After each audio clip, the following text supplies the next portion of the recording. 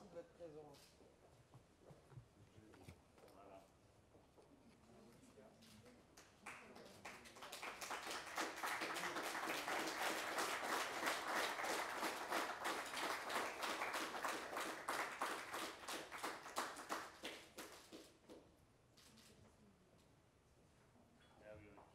Honorons le travail de Brice.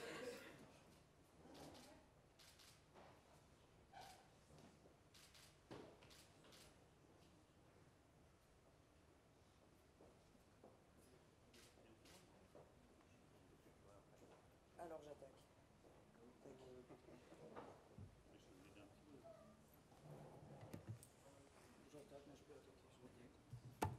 C'est comme Bruno veut. Bonjour à toutes et à tous.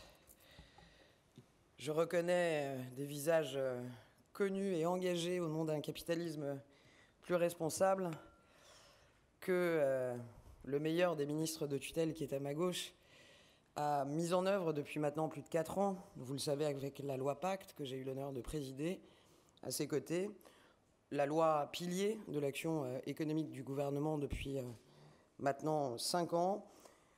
Et s'il y a bien une chose, j'en ai appris d'autres, mais que j'ai apprise de Bruno Le Maire, qui m'a appris beaucoup de choses en politique, c'est que la politique, c'est l'art du détail et l'art de l'exécution. Il y a beaucoup, notamment en ce moment, de grandes envolées lyriques assez conceptuelles, mais qui ne passent pas le mur du réel. Et la loi Pacte, elle se déploie en France depuis maintenant plus d'1 an, puisque je rappelle que l'intégralité des décrets d'application ont été pris dans l'année qui a suivi le vote de la loi. Et Bruno Le Maire a eu à cœur, et je le remercie, que nous suivions très précisément la mise en œuvre de cette loi et que nous soyons en mesure de qualifier ce qui fonctionnait bien, notamment au sein du chapitre 3 sur la gouvernance, mais aussi ce qu'il nous fallait possiblement améliorer. Cet état d'esprit qui consiste à remettre parfois l'ouvrage et la loi sous le feu de l'évaluation, de son contrôle, pour voir la qualité de son exécution, me semble être bien plus importante que toutes les envolées lyriques et conceptuelles auxquelles nous pouvons assister. Et c'est tout l'objet de la mission que Bruno et moi-même avons confiée il y a maintenant plus de 6 mois à Brice Rocher pour vraiment faire un point sur les premiers bilans et les perspectives d'amélioration possible de la loi Pacte et de son chapitre 3. Je tiens évidemment à remercier Brice pour son engagement sans faille qui nous a précédé, un engagement depuis des années, oserais-je dire depuis des décennies, de ce groupe, le groupe Rocher, et du dirigeant que tu es, président-directeur général d'une des premières sociétés à mission, puisqu'il n'a pas fallu 6 mois, il en a fallu bien moins pour que le groupe Rocher devienne une des premières entreprises à mission. Et je ne peux que saluer Imri Jacquia qui est au premier rang et qui est aussi à nos côtés dans cette démarche importante pour l'économie française. Imri qui a monté, au nom de la CAMIF, l'Observatoire des sociétés à mission qui nous permet de suivre très précisément comment fonctionne le déploiement de cette loi. Je veux aussi remercier, et on le fait souvent ici, et c'est normal, les équipes du Trésor qui se sont mobilisées pendant plus de 6 mois autour de Brice Rocher et ont apporté ce qu'ils sont, un trésor de précision, un trésor d'expertise juridique et rédactionnelle qui a contribué à la qualité du rapport qui est remis aujourd'hui. Bruno Le Maire, le remercier est une tautologie. Ça fait des années qu'il est engagé sur ces enjeux. Ça fait des années que, modestement, je suis son sillon et que nous travaillons sur l'entreprise de demain. Et c'est véritablement grâce à lui qu'en tant que parlementaire, j'ai pu mener ce combat à l'Assemblée nationale, puis au gouvernement en faveur d'une économie que nous appelons de nos voeux une économie plus responsable. Ça ne nous rajeunit pas, c'était en 2017, ici. Nous avons commencé très modestement avec des groupes de travail qui avaient une spécificité, et il ne faut pas l'oublier. Ça n'était pas des politiques qui parlaient aux politiques ou des administrations qui parlaient à des administrations. C'était l'administration et les politiques qui étaient à l'écoute des entrepreneurs. Nous en avons vu des centaines et je me souviens que nous t'avons remis, Bruno, quasiment 1 millier de propositions sur ta volonté en matière de méthode venant de l'esprit et de l'expérience surtout des dirigeants d'entreprise et non pas l'inverse. Quand on regarde aujourd'hui de façon rétrospective les effets de la loi Pacte en 2021, que s'est-il passé entre-temps durant ces 4 ans? 3 fois rien. 3 fois rien. quelques occupations hebdomadaires de ronds-points qui ont rappelé l'urgence sociale, une pandémie dont on a parfois l'impression qu'elle est sortie des radars, notamment médiatiques, mais qui a accessoirement créé une immense urgence sanitaire, sans parler de notre banquise qui continue à fondre et rend encore plus pressante l'urgence climatique aux côtés des urgences sanitaires. Bref, des actualités fortes, des mutations profondes. L'occasion peut-être de rappeler que nous n'avons pas attendu ces symptômes pour commencer à traiter les causes. Et parce que la loi Pacte ne suffit pas à résumer tous nos efforts pour la responsabilisation de l'économie, votre mission, cher Brice, n'avait pas pour objet de refaire tous les débats du chapitre 3 de la loi Pacte. Le rapport final et les recommandations que vous avez portées montrent d'ailleurs que vous avez parfaitement évité cet écueil. La mission était assez clairement définie. Ça n'était pas un pacte 2, mais plutôt l'impact de pacte. Il s'agissait donc d'identifier comment tirer le meilleur parti de la loi pour essaimer, crédibiliser, se projeter à partir des opportunités que cette loi a su ouvrir pour les entreprises, pour reprendre le triptyque autour duquel le rapport est construit. Sur des sujets de droit, aussi innovants que la raison d'être, la société à mission ou encore le fonds de pérennité, il faut savoir rester humble vis-à-vis de leur potentiel d'amélioration. Nous assumons, en tant que gouvernement français, ici, un rôle pionnier. Je crois que nous pouvons être fiers d'être parmi les premiers en Europe à construire cette maison de l'économie responsable. En testant grandeur nature, nous développons ici aussi notre expertise et nous assurons un rôle d'influence, de promotion de ces nouvelles formes de gouvernance en Europe, mais aussi au-delà de l'Europe, dans un monde où celui qui écrit les règles, vous le savez, finit souvent par maîtriser le jeu. L'enjeu pour le gouvernement, mais Bruno Le Maire le dira mieux que moi, c'est que ces modèles qu'il a portés dans la loi Pacte, que nous avons essaimés, ne s'arrêtent pas à un simple effet de mode. Là aussi, restons humbles et lucides. On m'a questionné il y a quelques jours sur pourquoi n'y a-t-il pas eu un franc et massif, je reprends, basculement vers ces modèles. Je crois que, d'abord, il faut rappeler la réalité. Lorsqu'on a écrit ces textes en touchant la main tremblante aux 2 articles du Code civil, nous espérions avoir un écosystème qui nous entende et qui se saisisse, qui s'approprie ces nouveaux modèles d'entreprise. Le cas échéant, la loi reste un texte et ne vit pas. Et nous nous attendions à ce que cela prenne un peu de temps. Il n'y a d'ailleurs jamais eu au banc, j'ai encore le livre au 5e étage de rapport de la loi Pacte à votre disposition. Le mien est précieux puisqu'il est préfacé de Bruno. Jamais nous n'avons dit dans les débats que ce serait 20 000 entreprises à mission dans la première année. Et je dois dire que nous sommes quand même heureux. Et c'est plutôt encourageant de voir qu'au moment où on se parle, c'est à peu près entre 200 et 300 sociétés à mission qui ont vu le jour. Ça représente à peu près une douzaine de créations de sociétés à mission par mois, pour vous donner une idée, ce qui n'est pas anodin. Et nous avons ainsi pu répondre à pas mal d'esprits chagrins. On a entendu notamment « Ah, votre truc, c'est encore un truc pour les grandes cotées ». Erreur. À peu près 60% des sociétés à mission aujourd'hui sont des PME, sont de petites ETI et non pas des grands groupes cotés. Deuxièmement, « Oh, c'est un truc de Parisiens, il n'y en aura qu'en Île-de-France ou dans les grandes métropoles ». Erreur. Le rapport le démontre, dans 13 régions françaises, dans au moins 11 d'entre elles, existent des sociétés à mission. En un an de mise en œuvre de cette loi Pacte, 500 000 salariés de notre pays travaillent aujourd'hui dans des sociétés à mission. Bien sûr, la route est encore longue, mais les premiers résultats sont encourageants. Et votre rapport démontre, mais j'aurai l'occasion de vous laisser la parole pour ce faire, Brice, combien nous avons encore d'améliorations à apporter, notamment pour peut-être mieux rendre compte de la mise en œuvre de la mission par la société à mission auprès des différentes parties prenantes de l'entreprise. En tout état de cause, je viens de le dire, la route est encore longue, et d'ailleurs, elle est longue dans la distance, pas forcément longue dans le temps, parce que nous avons déjà accompli des pas de géant, je crois, depuis 2017. Et c'est pour cela que les recommandations de votre rapport sont plus que bienvenues. Ces propositions vont nous permettre de prendre rapidement des actions concrètes, que ce soit en matière d'information, de partage de bonnes pratiques ou de sensibilisation de nos entreprises à ces dispositifs qui sont encore assez peu connus. Le temps de la loi, le temps des médias n'est pas le temps de l'entreprise.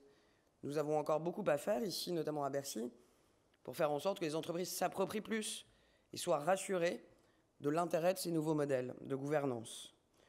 Je partage aussi, Brice, votre constat sur le fait que la formulation d'une seule raison d'être ne suffit pas forcément et que nous pourrions améliorer collectivement la mise en œuvre de ces raisons d'être, notamment en la corrélant peut-être sur les travaux que nous menons ici à Bercy sur la mesure de la performance extra-financière et la mesure de l'impact dont, vous le savez, l'Europe s'est saisie et est en train de légiférer. Je ne serai pas beaucoup plus longue. J'emprunterai à Brice Rocher cette phrase qui me parle. Il n'y a pas de raison d'être. Il n'y a que des raisons d'y être dans l'entreprise, suivi d'il n'y a pas de raison d'être, il n'y a que des preuves de la raison d'être, tout parallèle avec un sentiment commençant par un A est parfaitement justifié. Avec Bruno Le Maire, nous sommes également très sensibles aux recommandations portant sur l'exemplarité, à promouvoir encore au sein du service public. La gouvernance durable ne doit pas, je crois, être une affaire de statut juridique, mais devrait pouvoir concerner la gouvernance de n'importe quelle organisation. Nous devons y réfléchir. Et il ne m'a pas échappé que quand on veut changer l'économie, on doit pouvoir changer tous les acteurs économiques. Et jusqu'à preuve du contraire, l'année et demie qui vient de se passer nous l'a démontré, l'État en est un.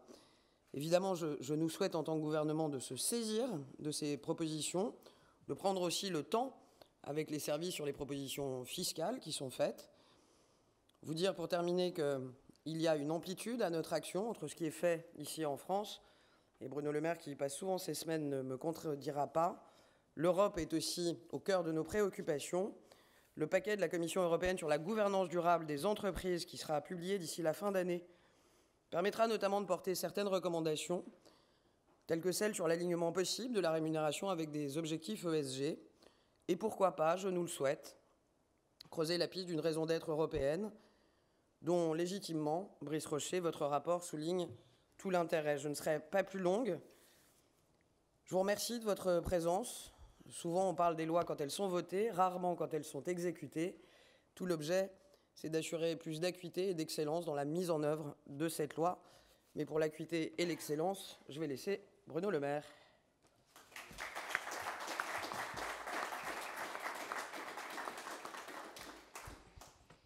Merci, chère Olivia, cher Brice Rocher. Je suis très heureux de vous retrouver ce matin pour la remise de ce rapport auquel j'accorde beaucoup d'importance. J'accorde beaucoup d'importance d'abord parce que je considère que la loi Pacte, qui a introduit ces entreprises à mission, la raison d'être pour les entreprises, est un des piliers législatifs de ce quinquennat et un des piliers économiques de ce quinquennat. Et probablement l'un des textes législatifs qui définit le mieux l'ambition économique qui est la nôtre avec le président de la République depuis 2017. Celle d'avoir une économie française qui est réussie, et l'économie française réussit, mais dans le cadre d'un capitalisme redéfini, plus juste, plus respectueux de l'environnement. Et la remise de ce rapport, Olivia l'a souligné, vient s'assurer que les dispositions de la loi Pacte sont effectivement mises en vigueur. Et je reprends ce qu'a dit Olivia, dans les défauts de gouvernance politique française, qui sont multiples, pour ne pas dire infinis, il y a cette manie de voter des textes de loi par dizaines et de ne jamais s'assurer de leur bonne exécution. Ici, au ministère de l'Économie et des Finances, nous avons voté un texte fondamental pour les entreprises, la loi Pacte, pas 10, pas 15, et depuis, nous ne cessons, sur tous les volets de la loi Pacte, de nous assurer de sa bonne exécution.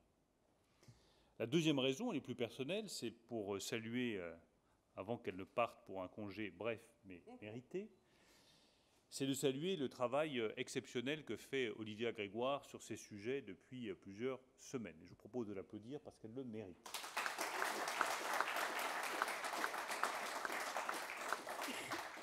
Ce n'est pas une mission facile de s'occuper de ces sujets, parce qu'ils ne sont pas dans le quotidien des Français. C'est un investissement de long terme, mais Olivia le fait avec beaucoup de ténacité, beaucoup d'efficacité, une très grande connaissance du milieu des entreprises, je pense que c'est important dans la vie politique, et avec des résultats qui sont là, 300 entreprises à mission et une raison d'être qui se développe aujourd'hui très largement dans les entreprises françaises. Donc, chère Olivia, je veux te dire un immense merci pour le travail que tu accomplis. Je regrette de ne pas être plus disponible au quotidien ou de manière hebdomadaire pour nous voir, pour échanger et pour appuyer tes travaux, mais le quotidien de la ministre de l'économie et des finances est malheureusement assez occupé. Je veux également remercier Brice Rocher, à la fois pour le travail qu'il fait à la tête de son entreprise, que tout le monde connaît, et puis d'avoir consacré du temps, malgré tout, à ce rapport qui est percutant, clair, avec des propositions que je crois nous pouvons reprendre très largement.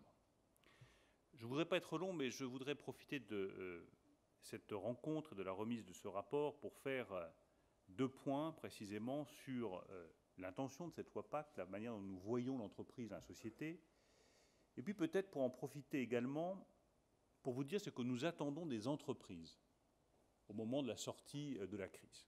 Sortons de la crise, nous avons beaucoup protégé les entreprises pendant la crise la plus grave depuis 1929. Nous attendons aujourd'hui un certain nombre de choses des entreprises et je pense qu'il est bien que nous nous mettions d'accord ensemble sur ce que nous pouvons faire dans les mois qui viennent. D'abord, ces entreprises à mission et la raison d'être, je ne serai pas plus long que ce qu'a dit Olivia. Je veux simplement vous confirmer notre ambition de redéfinir le rôle de l'entreprise dans la société. La société ne changera pas uniquement par les responsables politiques. La société changera par les individus. Elle changera par l'engagement des citoyens. Elle changera par les associations qui font un travail exceptionnel au quotidien, de manière invisible, souterraine, efficace, dévouée au service de nos compatriotes. Et elle changera par les entreprises. Des millions de nos compatriotes passent leur vie, une grande partie de leur temps, dans leur entreprise. Ils y arrivent le matin, ils y travaillent, ils repartent le soir chez eux. Et donc, légitimement, ils se disent, mais à quoi est-ce que j'occupe ma journée ? Est-ce que c'est utile pour la société ? Ça me fait vivre, c'est très important. Ça me donne un emploi, ça me donne une rémunération, c'est vital pour moi. Mais les Français veulent plus. Ils veulent du sens. Ils veulent s'assurer que leur entreprise joue un rôle utile pour la société. Au moins dans 2 directions auxquelles les Français sont profondément, légitimement attachés. La première direction, c'est le respect de l'environnement. Est-ce que mon entreprise participe à la lutte contre le réchauffement climatique ? Oui ou non ? Et je veux être très clair avec tous ceux qui nous écoutent au-delà de notre petite assemblée. Toute entreprise qui ne s'engage pas pour la lutte contre le réchauffement climatique n'a aucun avenir. Elle ne recrutera pas. Elle ne trouvera pas de jeunes qui voudront travailler en son sein. Elle aura du mal à recruter les meilleures compétences. Les meilleurs talents se détourneront d'elle. Une entreprise doit s'engager pour le climat. C'est la grande bataille du XXIe siècle, on le sait tous. C'est le grand combat économique et écologique, on le sait tous. Toute entreprise doit regarder quelle est mon empreinte carbone, quels sont mes engagements pour le climat, comment est-ce que je participe à la lutte collective contre le réchauffement climatique. Cette bataille-là, nous la gagnerons collectivement ou nous la perdrons. Il n'y a pas une espèce de Deus ex machina qui aurait la solution au problème du climat. Ce serait trop simple. C'est l'accumulation de petites décisions dans la bonne direction. C'est un engagement résolu, collectif, qui nous permettra de gagner la bataille contre le réchauffement climatique. Et les entreprises ont le rôle cardinal à jouer là-dedans. La raison d'être, les entreprises à mission s'inscrivent dans cette direction-là. La deuxième chose, c'est la lutte contre les inégalités. C'est un combat que je mène depuis plusieurs années. Ça m'a valu d'être taxé de Che Guevara il y a quelques mois, ce qui ne manque pas de sel. Mais je vais vous dire, je crois profondément à la justice de ce combat contre les inégalités. Un capitalisme qui verrait s'accroître les différences de salaire de manière exponentielle dans une même entreprise est voué à l'échec. Un capitalisme dans lequel quelques-uns gagnent tout et les autres perdent le reste est voué à l'échec. Un capitalisme dans lequel l'égalité ne serait pas garantie entre les femmes et les hommes est non seulement voué à l'échec, il est condamnable. et le combat que nous livrons avec Olivia Grégoire, avec l'ensemble du ministère, pour l'égalité femmes-hommes dans l'entreprise est un combat que je ne lâcherai jamais. Parce que je pense qu'il est essentiel à la société française. Et que s'il y a bien une chose qui me révolte, c'est de voir qu'il y a encore des différences salariales à même niveau de compétences, à même niveau de responsabilité entre une femme et un homme, uniquement parce qu'une femme est une femme et qu'un homme est un homme. Dans le pays des droits de l'homme, dans le pays de 1789, personne ne peut accepter que l'égalité entre les femmes et les hommes ne soit pas garantie dans l'entreprise à tous les niveaux. Nous avons des parlementaires qui se sont engagés pour ce sujet-là. Certains sont présents et je les salue. Nous avons une proposition de loi qui est portée par Mme Rixain sur ce sujet. Je préfère le dire et tous mes interlocuteurs le savent. Je ne lâcherai pas ce combat parce que je le crois essentiel pour notre société. Et il fait partie de ces entreprises à mission, de cette raison d'être des entreprises. Ce sont donc, et je termine sur ce premier point, les entreprises qui vont porter les changements de la société. Ce sont les entreprises qui vont nous permettre de réussir la lutte contre le réchauffement climatique. Ce sont les entreprises concrètement qui vont garantir qu'une femme et un homme soient traités de manière égale. Il ne faut pas lâcher ces combats-là.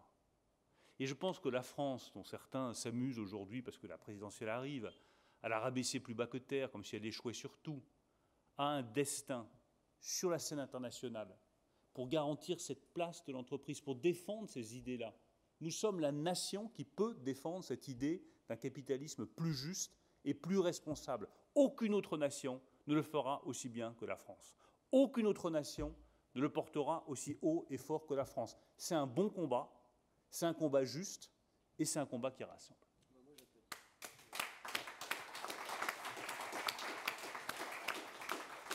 La deuxième chose plus concrète, c'est qu'est-ce que nous attendons aujourd'hui des entreprises. Nous avons eu en mars 2020 une crise qui a été la plus brutale de toutes celles que la France ait connues depuis 1929. Tout d'un coup, les lumières se sont éteintes, l'économie ne tournait plus. Nous nous en sommes sortis parce que nous avons apporté les bonnes réponses, nous avons protégé les salariés, nous avons protégé les entreprises. Et regardez cet exploit, nous avons un niveau de chômage, à l'heure où je vous parle, plus bas qu'avant la crise. Nous avons un nombre de faillites moins important qu'avant la crise.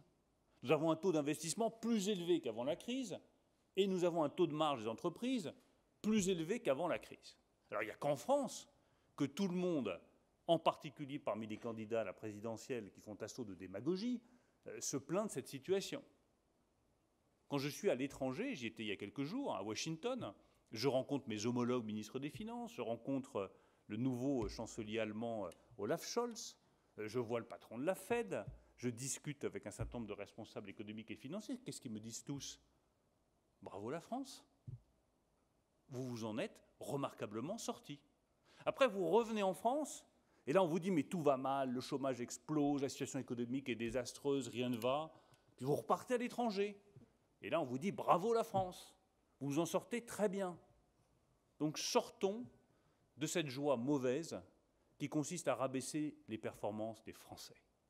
Ce sont les Français qui ont réussi. Ce sont les Français qui ont résisté à la crise. Ce sont les Français aujourd'hui, et notamment les entrepreneurs et les salariés, qui redressent notre économie. Insulter la France, c'est insulter les Français.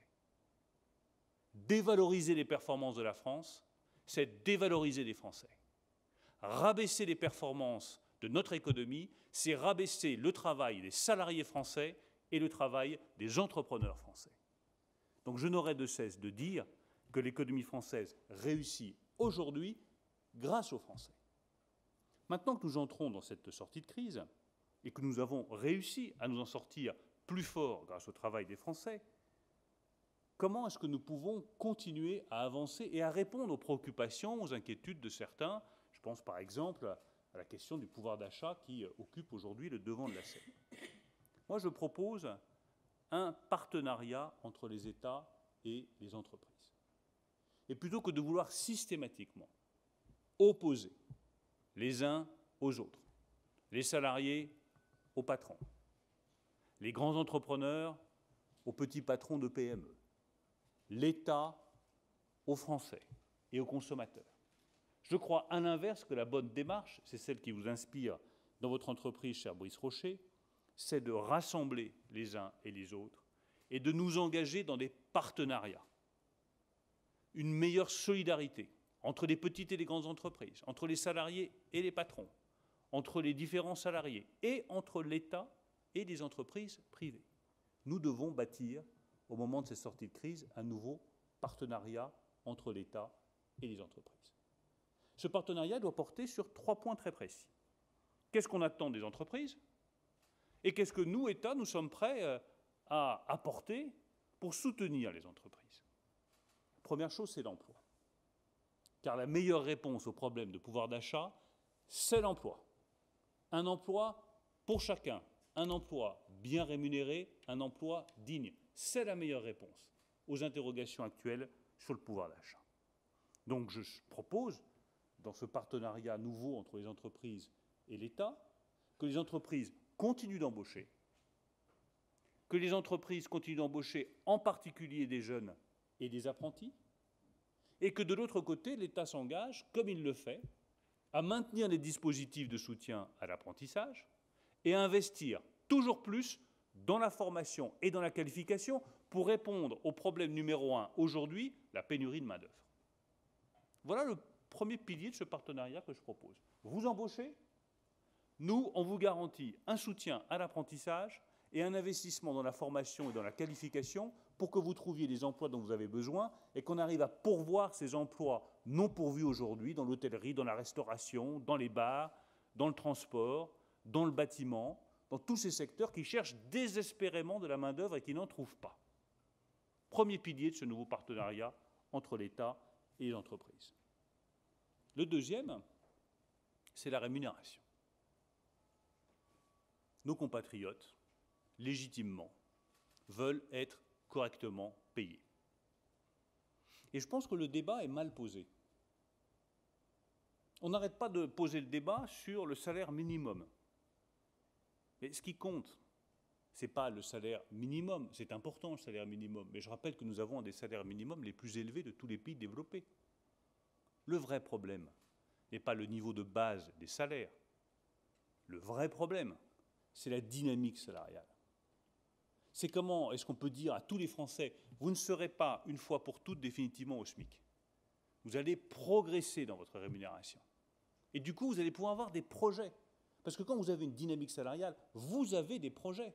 Et ce qui fait défaut en France aujourd'hui, le vrai problème, c'est la dynamique salariale, c'est la perspective d'augmentation, c'est la capacité à avoir des projets pour soi, à pouvoir se dire, je vais investir dans l'éducation de mes enfants, dans un logement, dans une maison. C'est ça qu'attendent les Français. Ils veulent de la dynamique salariale.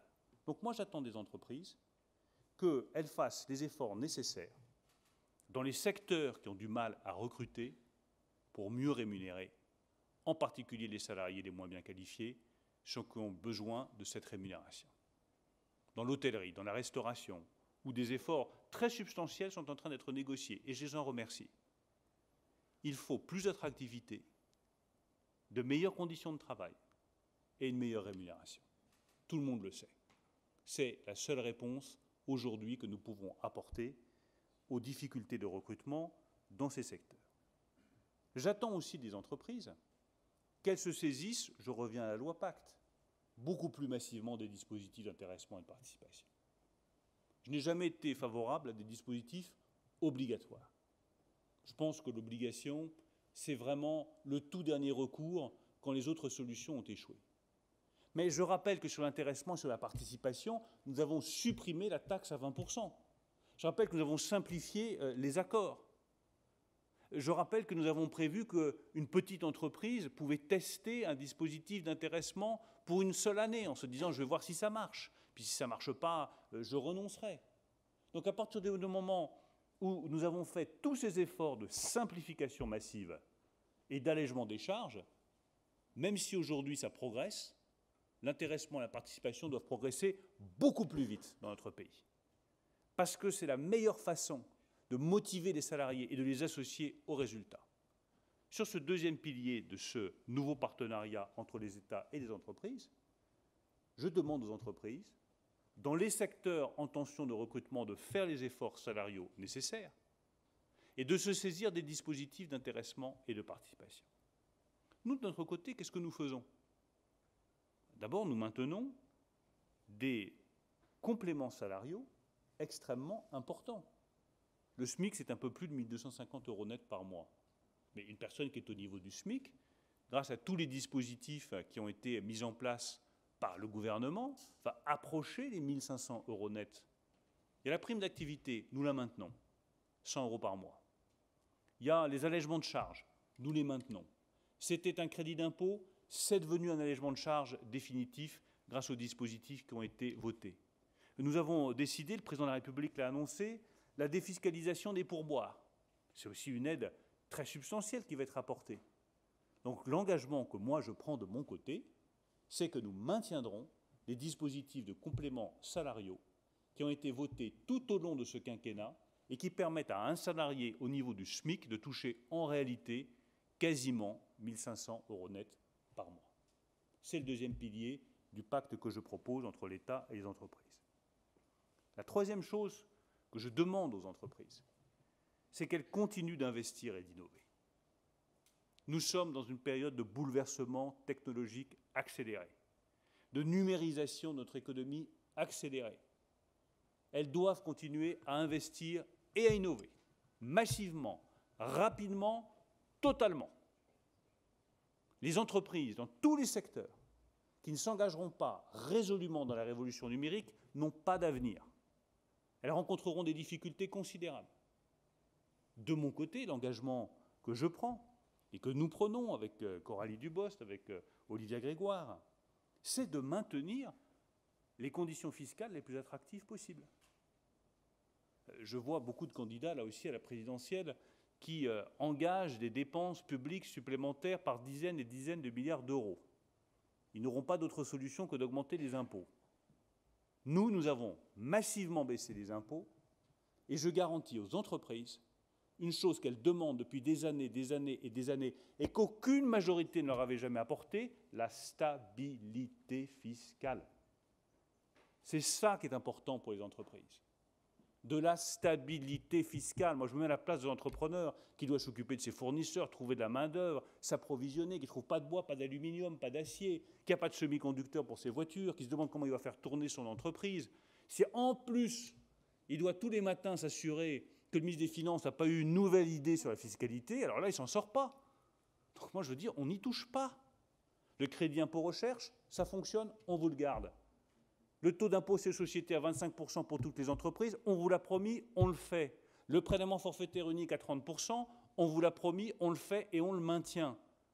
On a des rapports, ils évaluent légitimement les choix fiscaux faits par le gouvernement, mais la meilleure réponse, c'est la stabilité.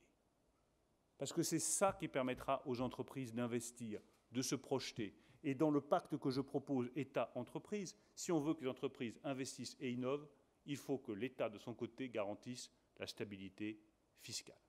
Voilà le nouveau partenariat que je propose entre les États et les entreprises pour la sortie de crise, que les entreprises embauchent, rémunèrent mieux, en particulier les salariés les plus modestes dans les secteurs en tension, qu'elles innovent et qu'elles investissent.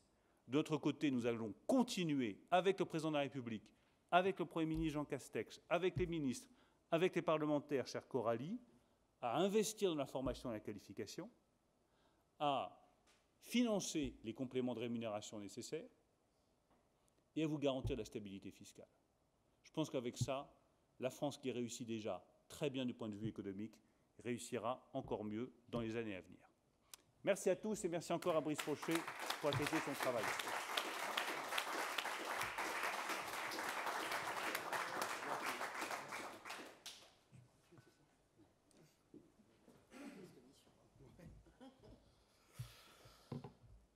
Bien, Monsieur le ministre de l'Économie, des Finances et de la Relance, Madame la secrétaire d'État chargée de l'économie sociale, solidaire et responsable, je vous remercie sincèrement de la confiance dont vous m'avez honoré en me confiant la mission de rédiger un rapport sur la place des entreprises dans la société et sur leur gouvernance, 2 ans après la mise en place de la loi Pacte du 22 mai 2019.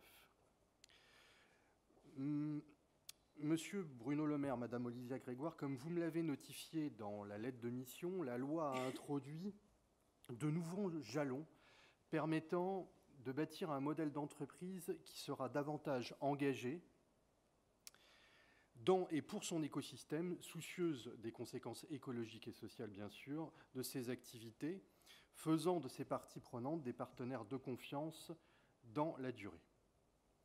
Du coup, après 6 mois de travail, je tiens avant tout d'abord à remercier l'ensemble des personnes qui m'ont accompagné dans la réalisation de ce rapport pour leur temps et surtout pour leur engagement dans un projet qui s'est révélé passionnant. Monsieur le ministre, Madame la secrétaire d'État, pour écrire ce rapport, je me suis évidemment appuyé sur le retour d'expérience du groupe Rocher qui a adopté le statut de société à mission en octobre 2019. Et je me suis aussi appuyé sur les échanges, témoignages et propositions que nous avons recueillis en réalisant plus de 150 auditions avec des experts, des chefs d'entreprise, des acteurs engagés en faveur d'une économie responsable et solidaire. Ces entretiens ont bien évidemment enrichi nos réflexions et je tiens à remercier chacun d'entre eux pour le temps qu'ils nous ont accordé et pour la qualité de nos échanges. L'ensemble de nos travaux nous ont permis d'aboutir sur 14 propositions concrètes et directes pour repenser la place des entreprises dans la société, faire un bilan et tracer des perspectives 2 ans après la promulgation de la loi Pacte. 14 propositions qui ont pour objectif d'essaimer, de crédibiliser les dispositifs et de projeter l'inscription de ce statut dans un cadre plus large, notamment au niveau européen. Ce rapport repose sur quelques convictions fortes. Premièrement, l'entreprise est nativement responsable. Ensuite, il nous semble que les actionnaires doivent être remis au centre du jeu. Ça a été dit, au-delà de la raison d'être, il faut des preuves de cette raison d'être. Et l'entreprise doit choisir des combats, ou ses combats. Et enfin, la raison d'être, c'est une raison d'y être pour les collaboratrices, les collaborateurs de l'entreprise. L'entreprise est nativement responsable. Les engagements qui lui sont aujourd'hui demandés, en fait, lui permettent de se réapproprier le sens de ce qu'entreprendre signifie. L'origine du mot suggère que le sens profond de l'activité entrepreneuriale consiste à tenir quelque chose entre ses mains pour le maîtriser. Le sens fixé par l'usage dès le XVe siècle associe quant à lui le mot à la prise de risques communes et solidaires. Entreprendre, c'est prendre un risque entre soi, c'est-à-dire ensemble. La responsabilité des entrepreneurs est donc partagée et totale, car en cas d'échec, c'est la ruine. Au XIXe siècle, l'innovation juridique que constitue la société anonyme a signé l'émergence de l'actionnariat, lequel encourage les entrepreneurs à rassembler d'autres capitaux que les leurs auprès de banques et d'investisseurs publics ou privés pour financer le développement de leurs entreprises. Et c'est ce qui a permis un développement sans précédent. Cela étant, les actionnaires doivent être remis au centre du jeu. En effet, la capacité à injecter du capital a distendu le rôle des actionnaires, qui sont devenus au fil du temps des investisseurs. Et puisque l'investisseur n'est plus responsable sur ses biens propres, et que sa responsabilité se limite à son apport financier, la responsabilité, elle s'est naturellement déplacée vers les entreprises. La responsabilité de l'entreprise, en réalité, n'a jamais cessé de croître. Mais, de notre point de vue, il n'y a pas d'entreprise responsable sans investisseurs responsables. C'est pourquoi il faut que les investisseurs soient plus impliqués dans la validation de la raison d'être et dans l'adoption du statut d'entreprise à mission. Quoi qu'il en soit, l'innovation juridique que constitue la société anonyme et qui permet de rassembler des capitaux ne suffit pas, en réalité, à déterminer l'entreprise. Celle-ci ne saurait exister sans développer d'autres formes de capitaux que l'on obtient grâce à la création collective, la production innovante, la réinvention des organisations ou la culture des valeurs.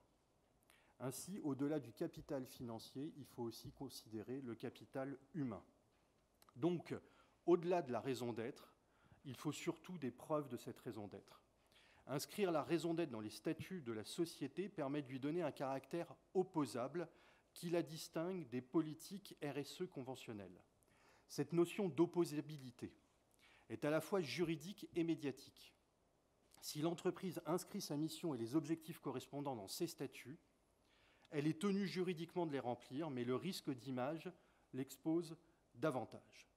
Cela étant, en prenant un peu de recul, on se rend vite compte qu'il y a d'un côté la loi qui réglemente et établit des règles qui s'imposent à toute la société, et de l'autre, le citoyen qui élève son niveau d'exigence au regard des enjeux sociaux et environnementaux. Et c'est là que la libre concurrence joue pleinement son rôle, puisqu'elle oblige l'entreprise à se gendarmer, car toute entreprise, quelle qu'elle soit, se doit de répondre aux attentes des consommateurs. Quelle que soit l'entreprise dans laquelle on est, la légitimité d'une marque, d'une entreprise, c'est toujours réalisé dans sa capacité à accompagner les consommateurs dans leur changement de mode de vie. Donc l'entreprise doit se gendarmer car elle se doit de répondre aux attentes des citoyens, même en l'absence de contraintes juridiques ou de cadres réglementaires. Les individus considèrent donc que les entreprises peuvent faire davantage pour régler les problèmes de la société. En cela, les dirigeants doivent initier le changement plutôt que d'attendre les décisions des institutions qui nous gouvernent. Et la loi Pacte a su démontrer qu'elle faisait confiance aux entreprises pour porter une responsabilité dont elles avaient elles-mêmes à définir l'orientation et les axes de combat spécifiques. Pour ce faire, l'entreprise se doit de définir ses combats ou son combat. Être une entreprise à mission ne permet pas d'être de tous les combats. En ce sens, une entreprise doit faire des choix et se focaliser pour avoir de l'impact. Il ne s'agit pas d'être responsable de tout, mais d'apporter sa pierre à l'édifice sur un domaine ciblé pour développer sa propre singularité, là où les valeurs et les savoir-faire de l'entreprise peuvent être le plus utiles à la collectivité. La notion de mission invite l'entreprise à s'interroger sur le pourquoi de son existence, sur le récit collectif qu'elle écrit pour embarquer l'ensemble de ses parties prenantes. Pour les actionnaires, c'est la feuille de route stratégique sur laquelle l'entreprise sera jugée, mais c'est aussi une manière de révéler le plein potentiel de l'entreprise et ainsi augmenter sa valeur immatérielle à terme. Pour le consommateur, c'est une raison d'adhérer à la marque et d'utiliser la marque en question comme véhicule de sa propre raison d'être et ainsi s'affirmer au sein d'une communauté. Pour les femmes et les hommes de l'entreprise, c'est une manière de donner du sens à son action, de s'épanouir dans son travail en étant capable de délivrer la double exigence attendue aujourd'hui, performance économique, c'est toujours important de le repréciser, et contribution sociétale. Et c'est ici qu'on comprend que la raison d'être, c'est surtout une raison d'y être pour les femmes et les hommes d'une entreprise. C'est ici que la qualité de société à mission prend tout son sens, car pour la première fois de son histoire, grâce à la loi Pacte, la culture d'entreprise a trouvé un support juridique à travers la qualité de société à mission. La raison d'être d'une entreprise, c'est une raison d'y être pour les collaboratrices et les collaborateurs de l'entreprise. Elle est le pivot central, en réalité, qui permet d'articuler son projet d'entreprise et de développer une culture d'entreprise en interne. Ça vient renforcer la culture d'entreprise, qui vient de trouver un support juridique. Ça fédère les salariés, les actionnaires et les parties prenantes, et ainsi favorise l'innovation. Ça développe la marque employeur et renforce l'engagement au quotidien des collaborateurs. Et puis, ça permet de réconcilier performance économique et prise en compte des enjeux extra-financiers. Vous l'avez donc compris, nous considérons que les bénéfices sont supérieurs aux risques associés. Ce rapport suit un double objectif. Premièrement, motiver le maximum d'entreprises à s'engager dans cette voie en clarifiant les bonnes pratiques de gouvernance essentielles pour garantir finalement une saine gestion dans un cadre apaisé. Et ensuite, apporter des solutions simples et concrètes pour répondre aux besoins des entreprises et protéger leurs engagements des soupçons de démarches insincères, voire de purpose washing. Ce rapport se veut pragmatique et sans être exhaustif, Voilà quelques recommandations issues des 14 propositions du rapport. Le premier constat, issu des entretiens réalisés, fait ressortir une méconnaissance de la nécessaire prise en compte des enjeux sociaux et environnementaux par les entreprises. Avec la modification de l'article 1833 du Code civil, il nous semble nécessaire d'activer plusieurs leviers pour une appropriation la plus large possible des nouveaux dispositifs issus de la loi Pacte, comme, par exemple, rédiger un guide de bonnes pratiques à destination des TPE et PME, ou multiplier les actions de sensibilisation et de formation sur les dispositifs de raison d'être et de société à mission. Enfin, pour répondre aux enjeux de gouvernance et de pratiques potentiellement insincères, voire de purpose washing, nous souhaitons, pour les entreprises dotées d'une raison d'être, que cette raison d'être soit déclinée dans la stratégie de la société et la conduite opérationnelle de ses activités. Qu'à terme, pour les entreprises ayant adopté la qualité de société à mission, il y ait une publication d'un rapport de durabilité selon les standards de durabilité simplifiés du groupe consultatif européen sur la formation financière. Et enfin, il nous semble essentiel de réaffirmer le rôle du conseil d'administration et ou des instances dirigeantes dans la gouvernance de l'entreprise et de préciser le rôle du comité de mission dans la perspective d'une interaction plus collaborative avec les organes de gestion et d'administration de l'entreprise. Enfin, dans le but de projeter l'inscription de ces statuts dans un cadre plus large, notamment au niveau européen, une recommandation serait d'inciter toute société européenne à se doter d'une raison d'être. Ainsi, et sans être exhaustif, vous l'avez compris, beaucoup de travail reste à faire et les préconisations de ce rapport ne sont que les premiers jalons d'un long processus. Mon souhait est que ce rapport puisse inciter plus d'entreprises à franchir le cap de l'entreprise à mission et que les propositions suggérées soient utiles aux responsables publics afin de faire évoluer la loi Pacte. Selon moi, l'entreprise à mission doit respecter 3 règles simples à énoncer, moins évidentes à appliquer: les actes, les actes, les actes. Nous sommes passés en réalité de l'ère du storytelling à l'ère du story-doing. Monsieur le ministre de l'Économie, des Finances et de la Relance, Madame la secrétaire d'État chargée de l'économie sociale, solidaire et responsable, j'espère que ce rapport répondra à vos attentes, tant dans son analyse que dans les 14 propositions qui y sont exprimées. Et je vous remercie de votre confiance.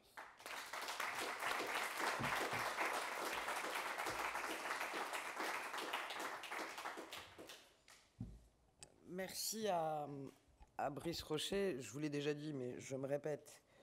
Merci à vous toutes et tous de vous être mobilisés ce matin. Je vous suggère, si vous l'acceptez, de questionner peut-être Brice Rochet plus en détail sur les recommandations qui ont été faites. Moi, je souhaite être très clair. Je pense que Bruno souhaite l'être aussi. Qu'allons-nous faire de ces travaux ? On se l'est dit, et sans rentrer dans l'intégralité des 14 propositions, certaines sont possiblement à mettre en œuvre tout de suite. Et même s'il nous reste peu de temps, je pense que notamment en matière de dispositifs d'information, amélioration de l'information, de la connaissance de ces nouvelles formes de gouvernance et appropriation, l'État peut aller vite. La bonne nouvelle, c'est qu'on n'a besoin ni de décret ni de loi. Juste d'un peu de volonté politique. Et ça, je ne suis pas très inquiète. D'autres recommandations sont tout aussi pertinentes et supposent qu'on préserve la méthode de la loi Pacte. Et je le dis en présence de parlementaires émérites, notre rapporteure du chapitre 3, Coralie Dubos, qui est présente aujourd'hui. Il faut qu'on regarde, notamment avec les parlementaires, mais aussi avec les entreprises, ce que nous pourrions suggérer. Je pense notamment à la proposition à laquelle je suis sensible, consistant à prendre rendez-vous annuellement devant l'Assemblée des actionnaires pour rendre compte de la mise en œuvre de la mission et je dirais de la bonne pollinisation de la mission dans l'ensemble des pôles de l'entreprise.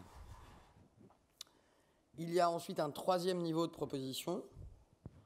Je pense notamment aux entreprises publiques / APE, mais aussi aux dispositifs relatifs à la fiscalité du fonds de pérennité, l'étage 3 du chapitre 3, où là, il faut qu'on travaille techniquement avec les équipes du Trésor, que j'ai saluées pour leur engagement ce matin, mais aussi avec la direction du budget, la fameuse DB de Bercy que vous connaissez, pour voir un peu quel type d'amélioration nous pouvons apporter au plan fiscal à ce dispositif. Tout ça pour vous dire que je pense qu'il n'y a rien de superflu et rien d'inutile dans l'excellent rapport de Brice Rocher, et que chacune des propositions fera l'objet, bien sûr, d'une analyse, ce qui est plutôt rassurant, mais surtout d'une possible mise en œuvre, dont certaines rapidement. En tout cas, c'est ce que j'appelle de mes voeux. Je vais devoir, pour ma part, me télétransporter, ce qui n'est pas très facile à plus de 7 mois de grossesse, ça demande un peu plus d'intendance. Je vous rassure, c'est pour la bonne cause, pour aller parler des travaux de Brice Rocher. Ça nous changera un peu des actualités en ce moment, l'entreprise responsable, l'entreprise de demain. Et je vais donc vous laisser la meilleure partie de moi-même ce matin, c'est-à-dire Brice Rocher, pour répondre aux questions qui pourraient être les vôtres, aux interrogations. Et sachez que mon cabinet et moi-même sommes à votre entière disposition pour approfondir. Et je voudrais aussi, parce que je crois que la société à mission qu'est Yves Rocher est une vraie société à mission, collective. Je voudrais remercier les équipes de Brice Rocher, du groupe Rocher, que je n'ai pas remercié dans mon discours introductif, ce qui est une faute. Et notamment, elle ne s'en tirera pas comme ça, Marion Moulin, qui depuis le début est au cœur de cette mission, nous aide à la mettre en œuvre. Derrière chaque grand dirigeant, je crois qu'il y a une équipe, et ça n'est pas Brice Rocher qui me dira le contraire. Donc merci aux équipes aussi mobilisées, parce que Bruno l'a rappelé, il y a tout le boulot abattu du quotidien avec une mission en option, et on a le droit, quand on fait de la politique, de dire merci aussi à ceux qui donnent de leur temps pour l'intérêt général, et je vois plusieurs visages qui en font partie. Donc merci, à dispo dans les prochaines heures si besoin était, et même prochains jours et semaines, je vous rassure. Merci à Brice, et en avant pour mettre en œuvre désormais, et ne pas uniquement faire trôner un beau rapport sur un bureau, mais surtout le faire vivre. Je vous remercie.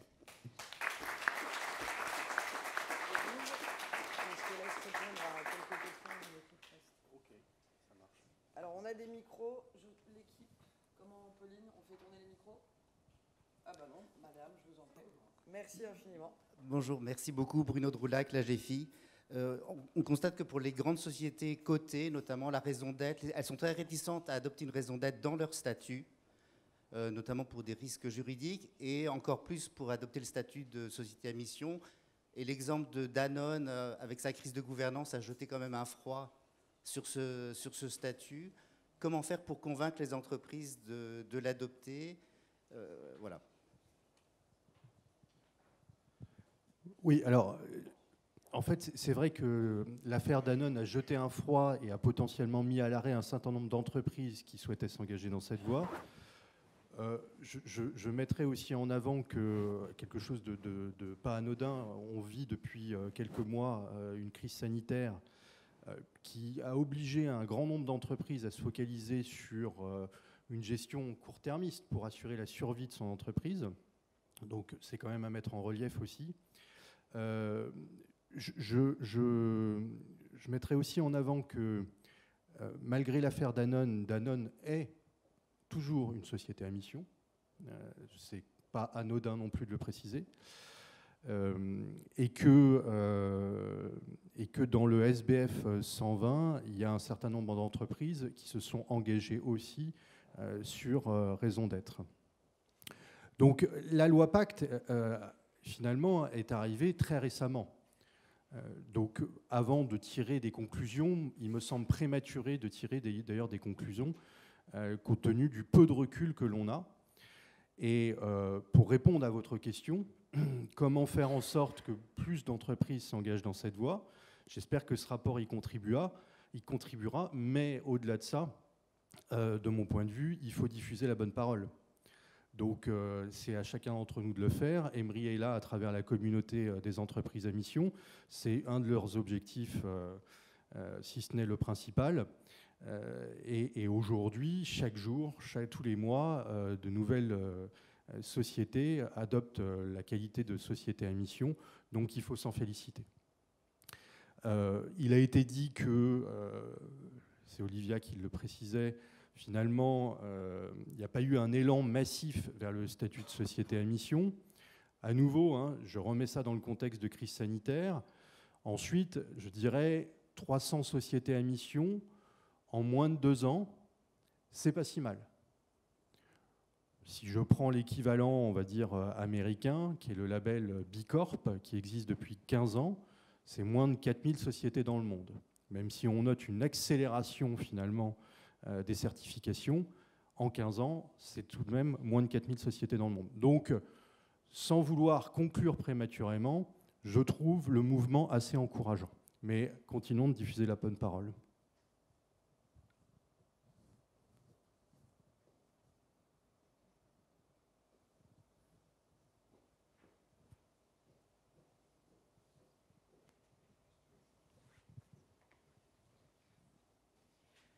Bonjour à tous, Émilie Thierry du média The Good. Pour dialoguer avec beaucoup d'entreprises actuellement, on sent vraiment un engouement assez fort pour la société à mission. Et beaucoup se questionnent, ils sont en train d'y passer et c'est une super nouvelle. Moi, je me posais la question du point de vue du consommateur, parce que vous venez à juste titre de parler de B Corp. Aujourd'hui, on sait qu'il y a un petit label B Corp, on le voit sur de nombreux produits. Comment on sensibilise aussi les consommateurs à cette question de la société à mission? Je suis désolée, je n'ai pas encore lu en détail votre rapport, mais est-ce que voilà, vous avez des propositions pour sensibiliser les consommateurs à ce sujet? Je vais revenir sur les actes, en fait, parce que le sujet de la société à mission n'a rien à voir avec B Corp, ce n'est pas un référentiel, c'est définir sa raison d'être, donc le combat dans lequel je vais inscrire ma société. Et c'est à travers les actes, à travers ce combat que le consommateur percevra si oui ou non l'entreprise est une société à mission. Emery est devant moi, on sait tous que la CAMIF, c'est du local. Et donc c'est d'ailleurs pour ça qu'on va consommer chez lui. Chez Yves Rocher, c'est pour nos raisons propres, etc. Rien à voir avec, d'ailleurs, le combat de la CAMIF. Mais c'est ça, la beauté de ce statut, c'est que justement, il propose aux entreprises de définir leur propre combat, de développer une propre singularité, et c'est en développant sa propre singularité que le consommateur percevra, à condition que ça se traduise en actes concrets, vérifiables, mesurables demain.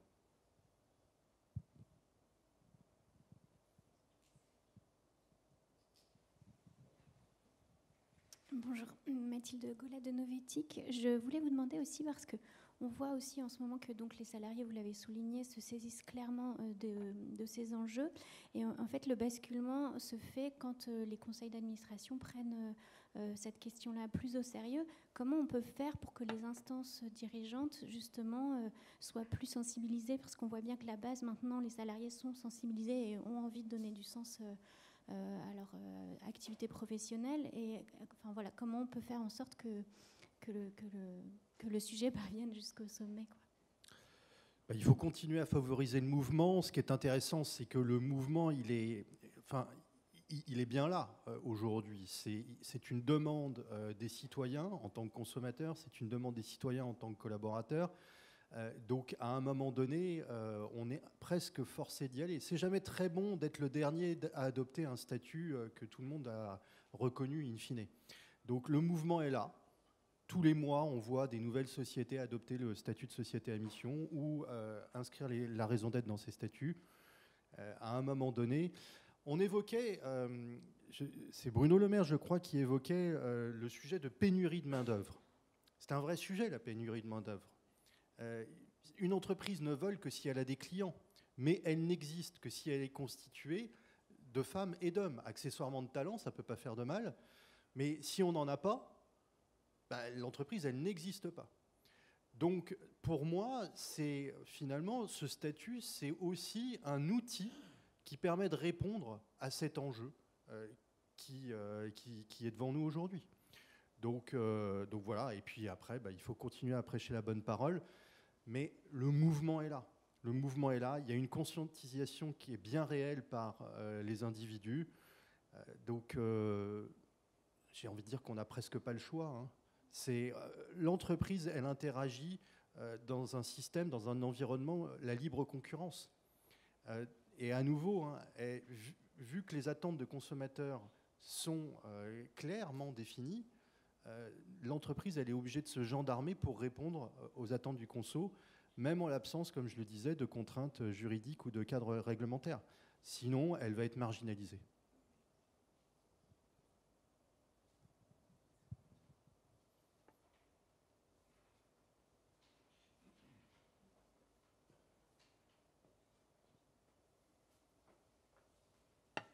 Pas d'autres questions ?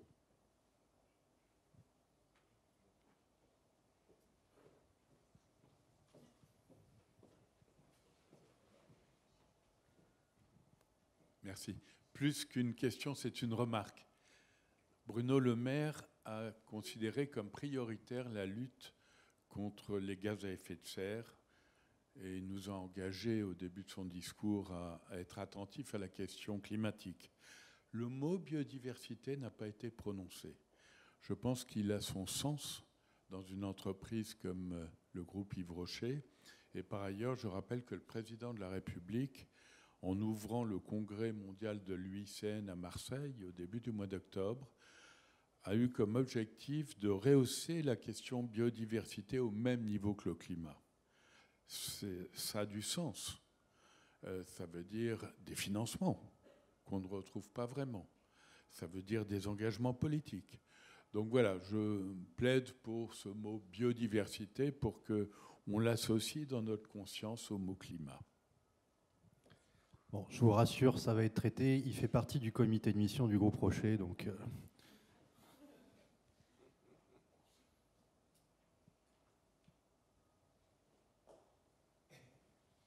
Non ? C'est bon. Pas d'autres questions. Donc. Je vous remercie. Merci à tous.